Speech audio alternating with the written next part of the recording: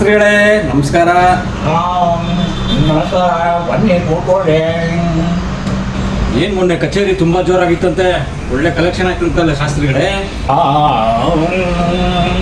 ಕಚೇರಿ ತುಂಬ ಚೆನ್ನಾಗಿತ್ತು, ಕಲೆಕ್ಷನು ಚೆನ್ನಾಗಿತ್ತು. ಹೌದಾ ಶಾಸ್ತ್ರಿಗಳೇ? ಏನು ಎಂಟ್ರಿ ಫೀಸ್ ಏನೋ ಇತ್ತಾ?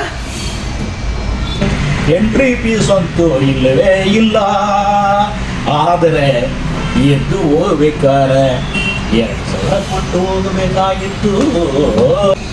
ಓ, ಎಲ್ಲರೂ ವಾಪಸ್ ಎದ್ದು ಹೋಗಿದ್ದಕ್ಕ ನೀವು ದುಡ್ಡು ಮಾಡಿದ್ದು? ಅಲ್ಲಿ ಯಾರು ಇರಲೇ ಇಲ್ವಾ? ಇದ್ದರು 10-15 ಜನ ಇದ್ದರು. ಆ ಮುಂಡವೆಗೆ ಕಿವಿನೇ ಕೇಳುತ್ತಿಲ್ವಂತೆ.